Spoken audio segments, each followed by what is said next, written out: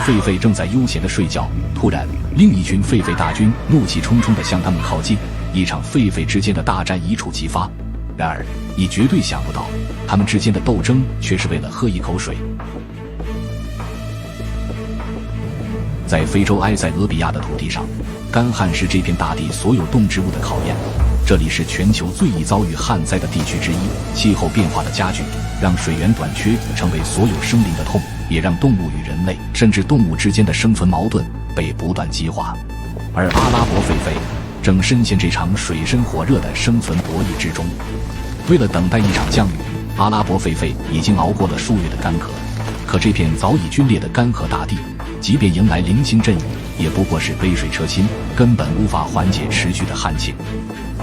不过好在方圆数公里内，唯有悬崖下的一处水塘还保留着充足的活水，而这汪水塘也成了阿拉伯狒狒活下去的唯一希望。而驻守在水塘边的这群狒狒群，因持续的水源补给，数量更多，状态也更为健康。他们将这片水塘牢牢占据，视作族群延续的生命线。他们喝饱后就会爬上山崖休息。但在干旱的草原深处，另一群阿拉伯狒狒正忍受着极致的干渴，他们寻遍四周，始终找不到一滴水源，最终也将求生的目光锁定在了这处悬崖下的水塘。可是，一山不容二虎，两群狒狒狭路相逢，一场为水而战的生死较量在所难免。水塘边的驻守者绝不会轻易让出赖以生存的水源，而远道而来的闯入者为了解渴，为了活下去，也必须决一死战。大战一触即发，狒狒首领一马当先，率先出击，震慑全场。而双方的其他成年公狒狒到处追赶弱小的雌性和幼崽，场面一片混乱。在非洲草原的生存法则里，组建强大的群体，以数量压倒对手，便是最直接的生存策略。这场大战，驻守的狒狒群凭借着主场优势和更强大的阵容，占据了绝对上风。远道而来的狒狒群节节败退，想要饮一口水的愿望终究落空。更残酷的是，驻守方在战斗中霸占了对方不少雌性狒狒，进一步壮大了自己的队伍。而这对母子就是其中的一对，他们面对敌方公狒狒的强势，根本无力反击，只能沦为俘虏。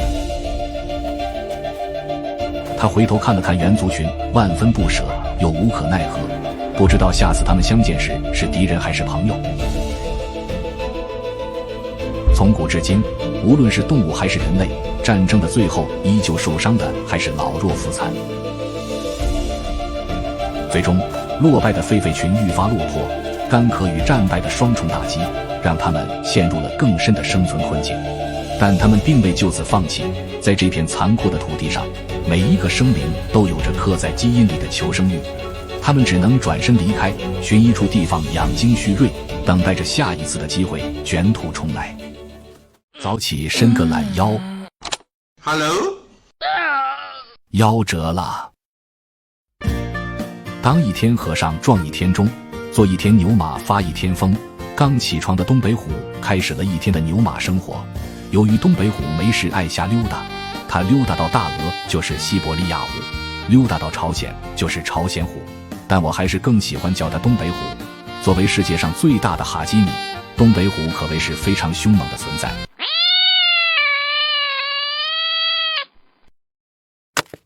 而最凶猛的肯定是你家那位母老虎。正所谓一山不容二虎，成年东北虎体重可达250公斤，一巴掌的力量可以达到1吨，双方谁也不让步，打赢了就是这座山的王，而打输了就自己灰溜溜的退场。为我发声，为我发声，为我发声！就算如此凶猛的猛兽，也有过一段痛苦的回忆。此时的他再一次读起了日记，只记得那是一个月黑风高的夜晚，我悠闲地走在路上，此时突然窜出来一个人，就对我拳打脚踢。我只记得他当时一身的酒味，他不知道的是，我是国家一级保护动物。同样，我不知道的是，他竟然是个通缉犯。直到后来，我才知道了他的名字，他叫松。松啊，你现在过得好吗？如果那天你没喝酒，你还会打我吗？树欲静而风不止，虎皮痒而松不在。让我们言归正传，接着扯淡。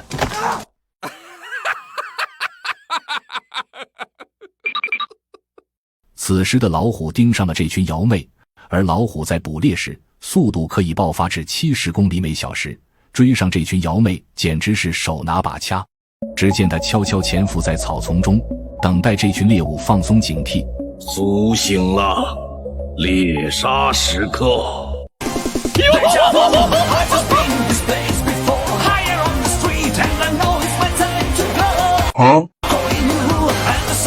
追不上了，虽然没追上，但起码累着了。其实，由于栖息地的破坏，早在20世纪最后一个虎年，中俄美3国专家调查发现，我国境内已无可繁殖的东北虎种群，野生个体仅剩不到10只，这意味着东北虎已经濒临灭绝。直到21世纪的第一个虎年，一只名叫10月的雌性东北虎仿佛感受到了长白山的悲鸣，它从俄罗斯的阿穆尔州一路南下，不远千里踏入我国境内。它以一虎之力力挽狂澜，先后和4只雄虎组成家庭，诞下了许多小虎崽，成功让我国东北虎群得到延续。往后10余年，东北虎种群逐渐壮大，使诸山皆有虎在此刻具象化。截止2022年，东北虎的足迹已经扩散至长白之巅。现在，我们可以说，山神归来。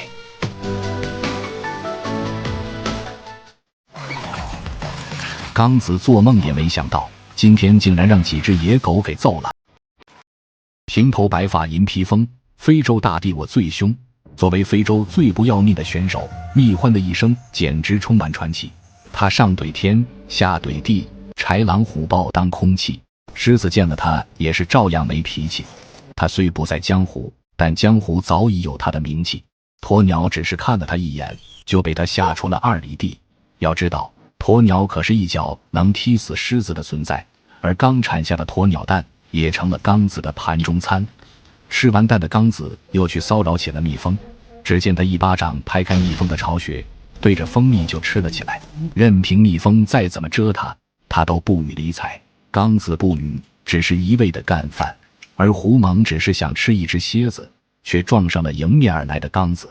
没办法的胡蒙只能撒腿就跑，恨不得此刻能再多出2条腿，而这只蝎子也直接到了刚子嘴里。终于，一只大辣条看不惯刚子的行为，他勇敢地爬了出来，表示想要教训一下刚子，却不料直接被刚子分头行动。这操作简直就是夏侯惇看路易16，一眼看不到头。下辈子注意点啊。正当刚子吃完准备休息时，一群野狗盯上了他。作为当地著名的肛肠科主任，野狗有着极强的捕猎能力，被他们盯上的猎物不是死了就是死了。而面对野狗群的围攻，刚子并没有把他们放在眼里，并直接开始了反击。而野狗群也不甘示弱，趁刚子一个不注意，直接咬住了刚子的头皮。但他们显然低估了刚子的实力，刚子皮糙肉厚，任凭野狗群随意撕扯，刚子竟然毫发无伤。这一幕直接让野狗怀疑起了狗生，没办法的野狗只能先松口，将刚子扔在地上继续撕扯。可无论野狗怎么下口，刚子仍然战斗力满满。刚子表示，虽然是1打10，但好在优势在我。整场战斗持续了半个小时，而此时的野狗也反应了过来，这根本就不是猎物，这他喵的是个疯子。最终野狗群败下阵来，集体撤退。而刚子表示，你们除了弄我一脸口水外，什么也干不了。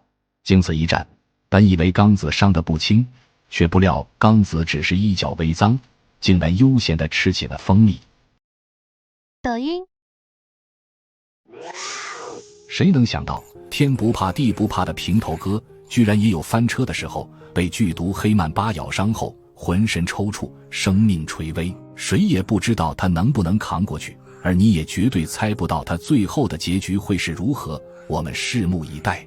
原来就在刚刚，作死的平头哥又开始作死了，他竟趴在树干面前捅蜂窝，一门心思偷吃蜂蜜，完全就是个啥都敢吃的愣头青。可他压根没意识到，危险已经悄悄降临，一条黑曼巴正缓缓靠近，平头哥还沉浸在美食里，丝毫没察觉问题的严重性。下一秒，黑曼巴突然出击，狠狠一口咬在他的屁股上，被剧毒咬中的平头哥瞬间开始抽搐，身体不受控制的挣扎。要知道，被黑曼巴咬伤后，身体会出现明显的中毒反应。黑曼巴是非洲大陆毒性最强、攻击性最凶猛的毒蛇之一，其毒液含有高浓度神经毒素，毒性猛烈且发作速度极快，微量毒液即可导致猎物神经系统快速瘫痪，引发呼吸困难、心跳紊乱、肌肉失控等致命症状，若不及时救治，短时间内就会造成呼吸衰竭死亡，是自然界中极具威胁的顶级剧毒蛇类。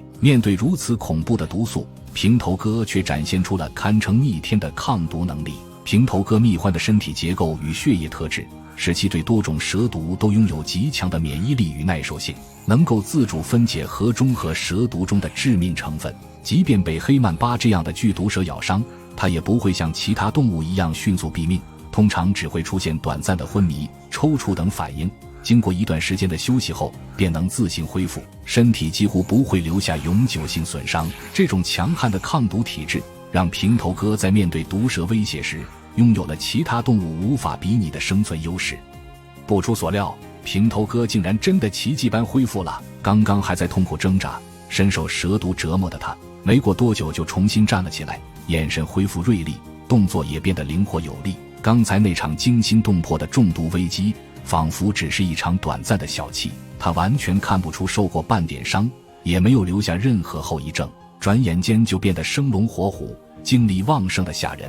他甩了甩身体，立刻又开始在周围四处搜寻，一门心思找起了食物。这种超强的恢复能力和生死看淡的性格实在让人惊叹不已，也难怪他能成为草原上最让人佩服的硬茬。其实人的一生就像平头哥的经历，总会遇到突如其来的挫折与打击。真正的强大不是从不遇险，而是像平头哥一样有直面困境的勇气和扛住磨难的韧性，跌倒了就重新站起来，历经风雨依然保持乐观，这就是生命最珍贵的力量。这绝对是你见过最牛逼的长颈鹿，连续几击重踢，直接把狮子踢得骨裂重伤。就在半个小时前，一群狮子联手围攻了这头身怀幼崽的长颈鹿，狮子已被饥饿冲昏了头脑，趴在长颈鹿身上一边走一边啃。长颈鹿妈妈为了守护腹中的孩子，她拼尽全力与狮群殊死搏斗，拖着沉重的步伐试图甩开狮子的束缚。这就是最本能、最强大的母爱。长颈鹿妈妈究竟能否顺利脱险？我们接着往下看。狮子拖住长颈鹿的后腿如同狗皮膏药，企图在拉扯中不断寻找进攻机会。经过长达10几分钟的拉扯，简直令人难以置信，这群狮子已经饿红了眼。别的动物看见大长腿长颈鹿都只敢远远地看一眼，不敢有非分之想，但狮子就不一样了，它不仅看还敢干。长颈鹿妈妈不甘心就此倒下，她还年轻，还没真正成为母亲，一想到肚子里的孩子，她就瞬间爆发出惊人的力量，奋力甩开狮群，向着远方狂奔。此时受惊的长颈鹿妈妈还是被身后的一头母狮不停地驱赶。为了成功拿下这头长颈鹿，周围埋伏的狮子轮番上阵，不停向它发起试探性的进攻。要知道，想放倒体重好几吨的长颈鹿可不是一件轻松的事。此时长颈鹿虽然身怀有孕，不过体力还是很充足，现场没有一头狮子敢当出头鸟，狮群只能依靠团队配合，一点点消耗长颈鹿的体力。狮子也知道捕猎长颈鹿风险实在是太大，一旦被长颈鹿的大长腿狠狠踢中一下，对狮子来说就是原地领盒饭。长颈鹿妈妈由于身材高大，跑起来的速度一点都不比狮子慢。对于双方而言，这将是一场耐力与实力相结合的终极对决。就在与此同时，一头没有社会经验的母狮看准机会猛地扑向长颈鹿。母狮在长颈鹿绝对的压迫感面前如同螳臂挡车，不仅没伤到对方丝毫，反而被长颈鹿直接撞飞，骨头断裂的声音响彻云霄，母狮当场就被打懵了。在经过半个小时的围堵，平时威风凛凛的草原霸主在长颈鹿面前竟然这么不堪一击，一时间所有狮子全被累瘫了。这也难怪大多数捕食者都不敢轻易招惹成年长颈鹿，毕竟它的长腿极具杀伤力，一旦被踢中，后果不堪设想。一头体型偏小的母狮试图跳到长颈鹿的背上，想趁着对方体力下降时发动致命攻击，可因为自身身高不足，始终没能得手，只能让同伴前来配合进攻。就这样僵持了数小时，长颈鹿妈妈的体力终于到达了极限，在多头母狮的轮番围攻下，她再也支撑不住，拖着沉重的身躯缓缓倒了下去。他们将长颈鹿拖到了更安全的地方，打算享用这顿饕餮盛宴。在弱肉强食的大自然法则面前，就算一尸两命也不会得到狮子的任何温情。狮群最终成功捕获了猎物，但其中一头母狮也在战斗中身负重伤。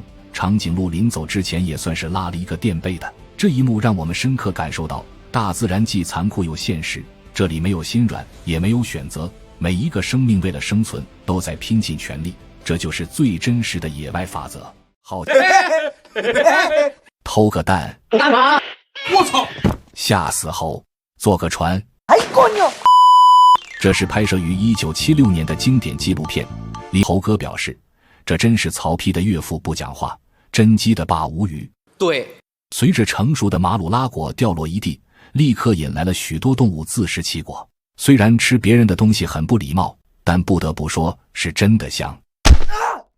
落地的马鲁拉果很快就会发酵，而发酵的果实则会堪比烈酒。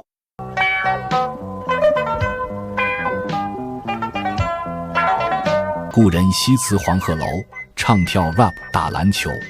君问归期未有期，火锅串串钵钵鸡。今朝有酒今朝醉，拿着表哥当表妹。好男儿志在四方，无视风险继续安装。对，经常失业和失恋的朋友应该知道，只有在喝醉的时候，全世界才会围着你转。对，话分两头，沙漠里除了这群喝多的小动物，还生活着当地的布须曼人，他们以狩猎大型动物为生。而另一边，刚睡醒的猴子们此刻也是脑袋发懵。正所谓垂死病中惊坐起，小丑竟是我自己。对，跟在座的各位一样，即使前天晚上喝得再晚，第二天还得早起上班。对，我烧水只敢烧到99度，这样可以防止办公室出现2个废物。对，人人都不看好我，偏偏我也不争气。对，千里姻缘一线牵，这个月到账3000。对，被说到破防的猴子们直接发起了疯，这下头更痛了。人生其实也有很多选择，而在努力和发疯之间，他们选择了努力发疯，哈哈哈。抖音。